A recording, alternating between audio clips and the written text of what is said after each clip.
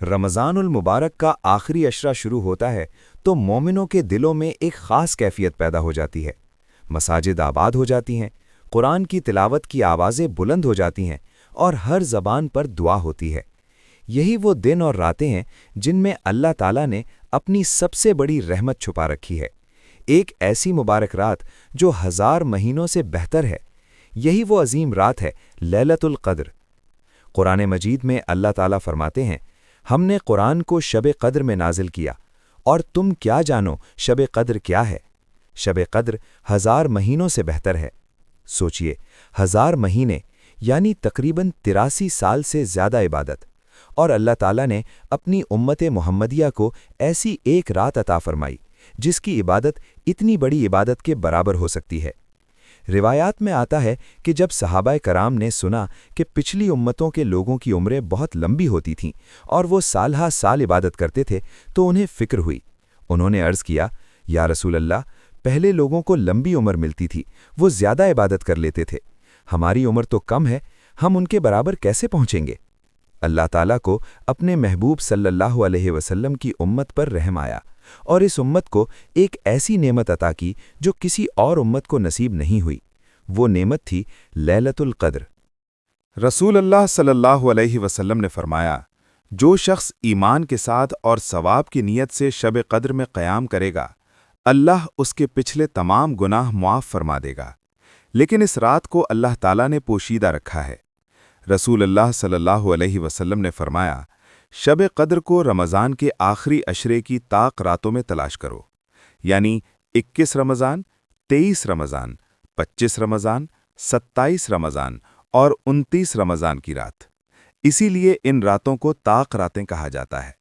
جب رمضان کا آخری عشرہ آتا تو رسول اللہ صلی اللہ علیہ وسلم کی عبادت اور بھی بڑھ جاتی۔ حضرت عائشہ رضی اللہ عنہا فرماتی ہیں، جب آخری عشرہ شروع ہوتا تو رسول اللہ صلی اللہ علیہ وسلم اپنی کمر کس لیتے، راتوں کو جاگتے اور اپنے گھر والوں کو بھی جگاتے۔ سوچئے، وہ نبی صلی اللہ علیہ وسلم جن کے اگلے پچھلے گناہ معاف تھے، وہ بھی ان راتوں میں اتنی عبادت کرتے تھے، تو پھر ہمیں کتنی زیادہ عبادت کرنی چاہیے۔ طاق راتوں میں فرشتے زمین پر اترتے ہیں، اللہ کی رحمت نازل ہوتی ہے، دعائیں قبول ہوتی ہیں اور بندوں کی تقدیر کے فیصلے لکھے جاتے ہیں۔ ایک بزرگ کا واقعہ بیان کیا جاتا ہے۔ وہ ہر سال رمضان کی آخری طاق راتوں میں مسجد میں اعتکاف کرتے، نماز پڑھتے، قرآن کی تلاوت کرتے اور روتے ہوئے اللہ سے دعا کرتے۔ ایک سال 27 رمضان کی رات وہ بہت دیر تک سجدے میں رو کر دعا کرتے رہے۔ وہ کہہ رہے تھے، یا اللہ، میں گناہگار ہوں، مگر تیری رحمت بہت بڑی ہے، اگر آج بھی تو نے معاف نہ کیا تو میں کہاں جاؤں گا؟ کہتے ہیں اسی رات ان کے دل کو ایسا سکون ملا جیسے اللہ نے ان کی دعا قبول کر لی ہو۔ بعد میں وہ کہا کرتے تھے، مجھے نہیں معلوم وہ شب قدر تھی یا نہیں، لیکن اس رات اللہ نے میرا دل بدل دیا تھا۔